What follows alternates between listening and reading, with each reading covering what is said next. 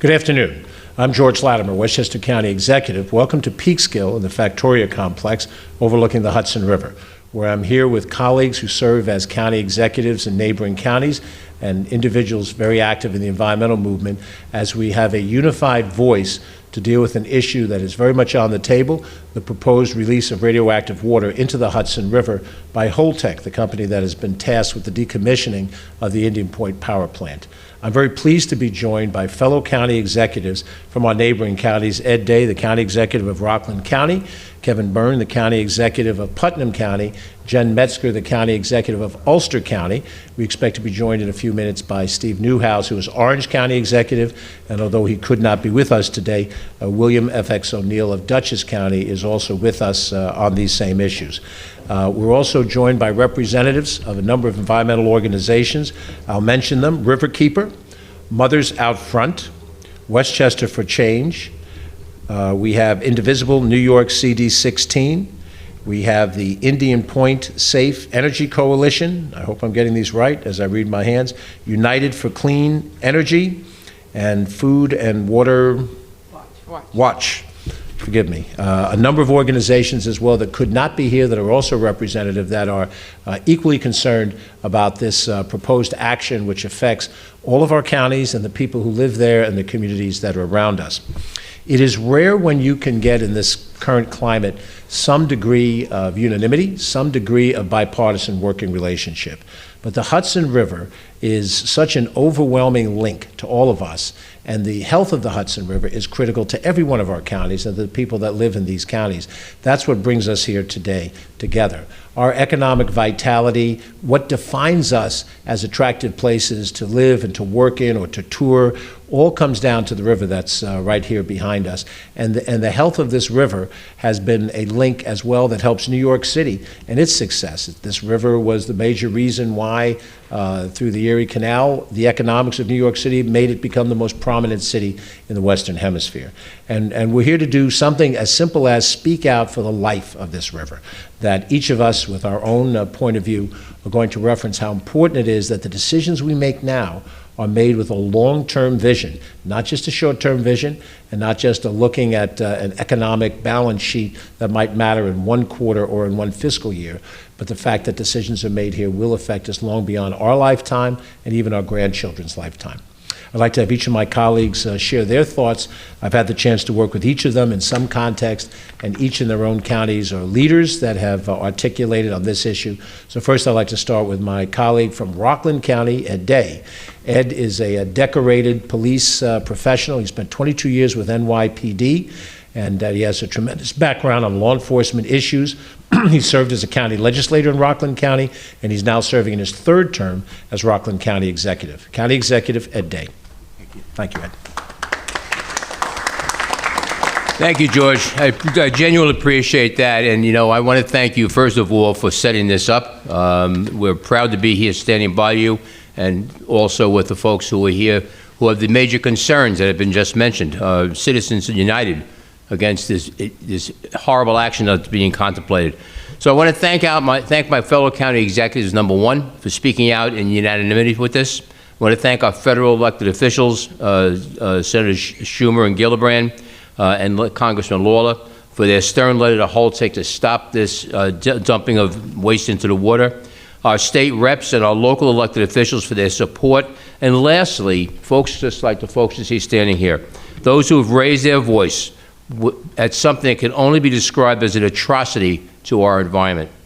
Our unanimous opposition paid off, which includes pending New York State legislation to ban the discharging of radioactive waste into the Hudson River, and a petition with over 400,000 signatures. Multiple municipalities, including the County of Rockland, which has signed resolutions objecting to this plan. The victory shows the voice of the people still indeed carries weight and can turn the tide. While I'm relieved that Holtec has canceled or paused their expedited plan to dump 1 million gallons of toxic waste into the Hudson River in early May, we must know one thing: we cannot let our guard down. It was so simple for them to suddenly move it up just by a mere announcement. Do not think they will not try that again. I urge the New York State DEC and the EPA the Nuclear Regulatory Commission, and state and federal elected officials and residents to continue fighting to stop Holtec dumping radioactive wasteways linked to cancer into our waterways. I ask everyone to also support our elected officials trying to establish strong legislation to stop this assault upon our environment once and for all. There are other ways of doing this. It needs to be fleshed out and done. In the face of stern letters and threats of criminal fines from the EPA, Holtec is also looking to dump 1.1 million gallons of contaminated wastewater from the Pilgrim Nuclear Power Plant into Cape Cod Bay. Let me say this. If Holtec is willing to risk an entire fishing industry, clearly they will not blink an eye at dumping radioactive waste into our Hudson River here. This is why we cannot rest and we need to remain united. My fellow elected officials from local, state, and federal levels, along with the residents of the Hudson Valley. Use your voice to let the DEC, Nuclear Regulatory Commission, and the EPA know how we feel. And ask a simple question. Why is it that we cannot simply plow snow into the Hudson River, but we can dump nuclear waste into the Hudson River? That is where we stand right now. That is the logic of it all. So right now, I just simply will say this. The fight is on, and we will prevail. Thank you very much.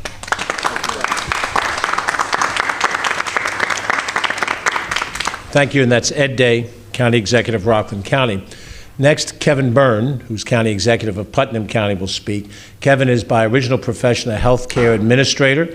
He has served actively at a number of levels of government as a staffer at the congressional level. He's served on his local town planning board, and he's been a member of the New York State Assembly prior to becoming county executive. Kevin Byrne.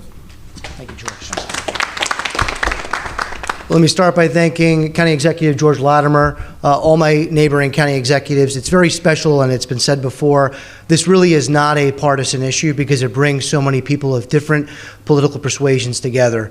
And like many things, the Hudson River links us both geographically, but both also personally. I actually grew up in Putnam Valley, not far from the Hudson River, but I had a lot of family in Westchester County. I came down to this site a lot growing up, and we recognize and realize that the Hudson River brings a tremendous amount of benefits to the Hudson Valley, not just environmentally, but also to our health, also to our economy, to tourism, you name it. Putnam County is a Hudson River county, just like Rockland, Westchester, Orange, Ulster, and Dutchess, and we rely on the health and prosperity of the Hudson River for our success.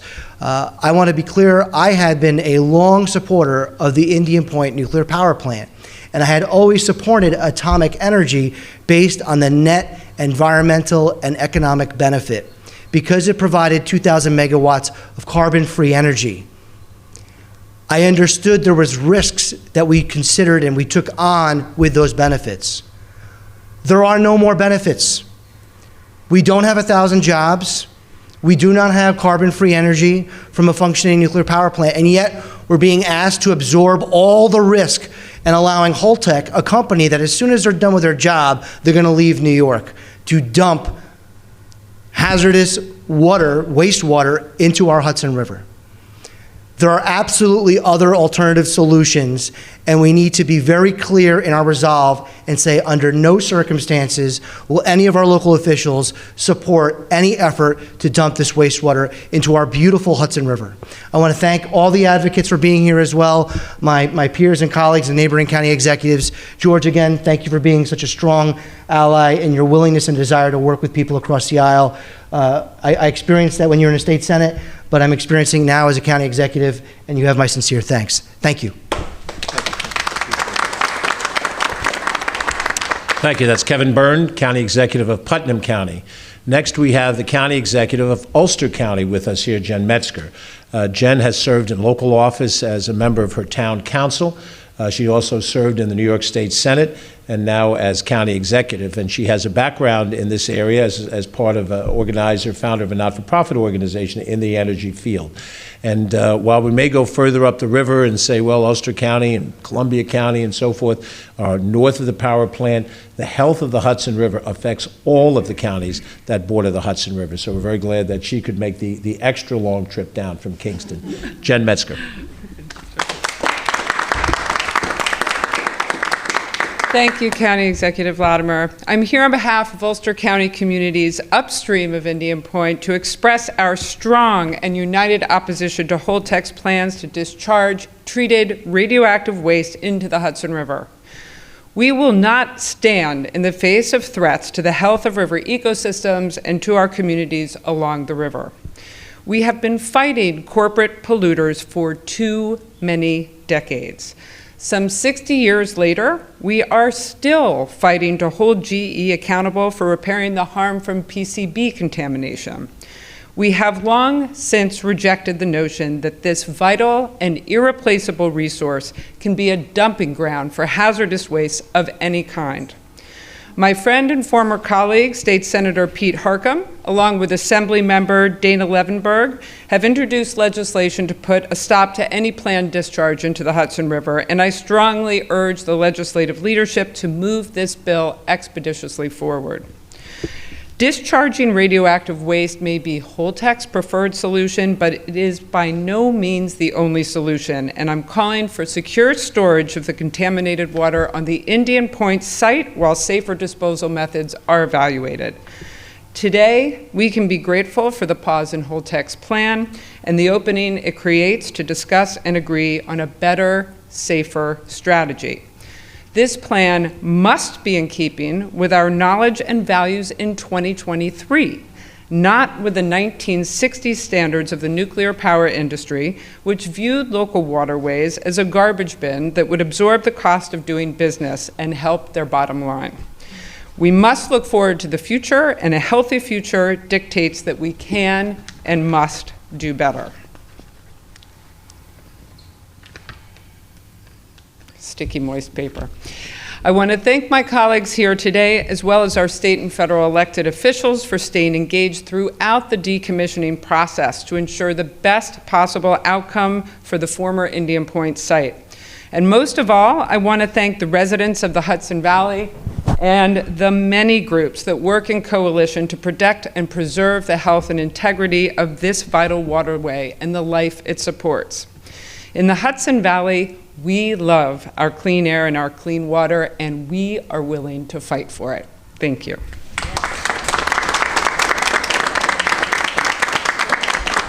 Thank you. That's Ulster County Executive Jen Metzger. We hope to have Orange County Executive Steve Newhouse join us, and when he does, he'll be available as well to share his thoughts. I'm going to give some general thoughts on my own part, and then we'll have a chance to talk individually with any members of the press who may be present. First of all, let me highlight how important it is that when we have issues of regional responsibility, that we come together as you're seeing today. It seems to be against the norm of what's happening in the society at large, but Ed will remember that back during the COVID outbreak on a Friday afternoon, we were given information that from Albany that it would be county executives that would decide whether or not we would permit a certain kind of sports to be played. We found out about 3:30 on a Friday night. We had to take some action. So Ed and I and our colleagues were on the phone with each other, and we figured it out. And we came up with some protocol of what we had to tell the local sports directors, because we were all in agreement that we should move forward in that area.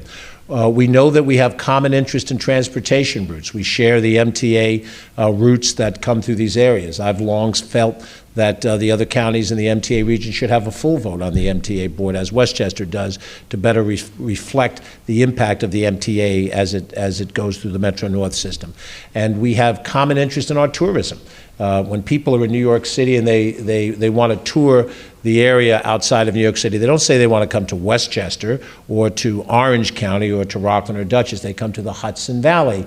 They want to see the walkway across the Hudson. They want to be able to go to FDR, West Point, all of the different sites in any of our counties. And when we work at those things together, we can present the best possible marketing effort. So we're together today, despite what anybody might think in general about government, because we know that we have a common interest here. And the success and the health of this river is very much a common interest. Let me share an anecdote, a true story that goes back to when I was a young boy. My father, who's a blue-collar fellow, who's a maintenance person by profession, was very good at things around the house, and I am to this day not very good at things around the house. And he was trying to show his son exactly what it was that was involved in some woodworking effort.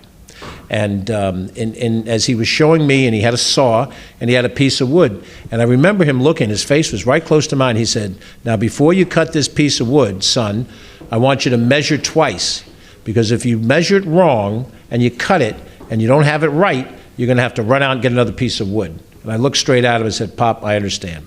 What I didn't realize when he told me that story, he wasn't just talking about woodworking. He was talking about everything in life. Measure twice and cut once. Meaning, be sure before you take an action that can't be undone. He didn't say it in that way, but I understand it to be that way today. We have, on the other side of Westchester County, a monument called the Rising, which honors our 9/11 dead, the people that died that day on 9/11 who are Westchester County residents, over 100 of those individuals. Steve and Ed and Jen and Kevin and William O'Neill, we all have those monuments to honor the 9/11 dead. Last year, a year ago, we added a special wall for the people that died from 9/11 related illnesses. I know for a fact Steve and Ed personally know some of those people in their counties who died. These are people who worked on the pile, and they did yeoman's work, and they did a tremendous job to help us put back together Lower Manhattan.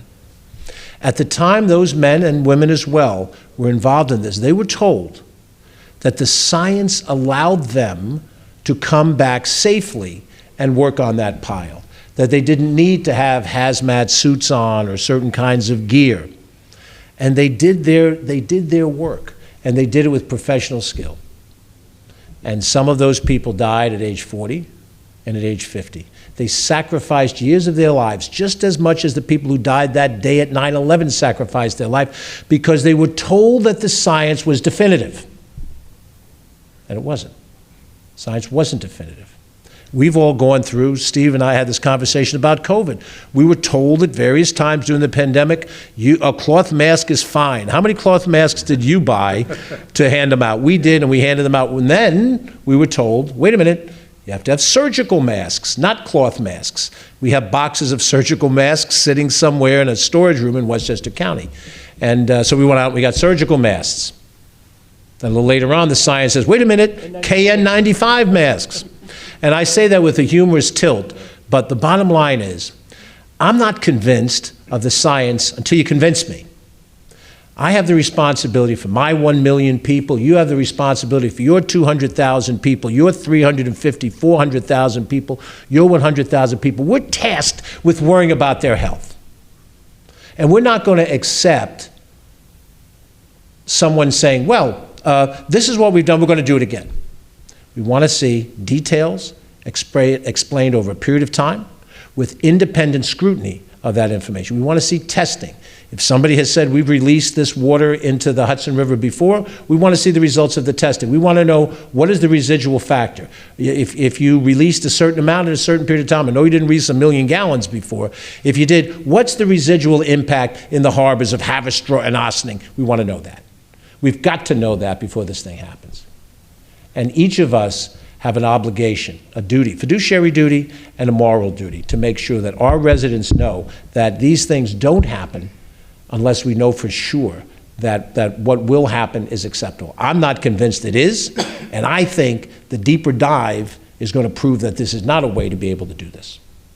Now, I want my friend Steve Newhouse to be able to speak to us. He is an Orange County executive, and he's a former supervisor of the town of Chester, and I hope I have this right, he's a lieutenant commander in the U.S. Commander, congratulations for the battlefield promotion. Commander for the Naval Reserve. He has served his country overseas, and he served his country in his responsibilities in Orange County. Steve Newhouse. Thank you. Thank you, guys. I appreciate it. It's an honor to be here with my colleagues. What a great group of men and women we have here in Hudson Valley. Seriously, we've gotten a great start this year working together. You're really tackling some tough issues.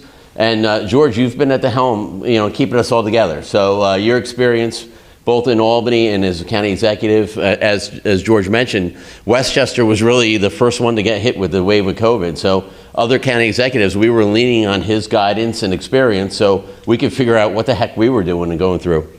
But as you mentioned, we're deeply concerned about the discharging the water into the Hudson River. In the next couple weeks, you're going to see hundreds of people fishing here. Striped bass are starting to run up there just south of the Verrazano Bridge. People are catching them. People are eating them. I wouldn't want to eat anything that was exposed to water that was from Indian Point. There are other options. And at the bottom line, we want them to explore those other options. It is something that is very important to us. You mentioned 9/11 illness. We just had a retired state police investigator die in the last week because of 9/11 related illness. So we really can't take any chances. And as you said, we have an obligation to protect our citizens. And when you see us all united like this, you know it's important to us. So thank you very much, George. Appreciate you inviting us here. I want to thank my colleagues for their leadership in their respective counties, our ability to work together on these projects and others. I want to thank the members of the environmental advocacy community who are here and those that are not here today but are represented as well. Their advocacy is important to us and very much a part of this.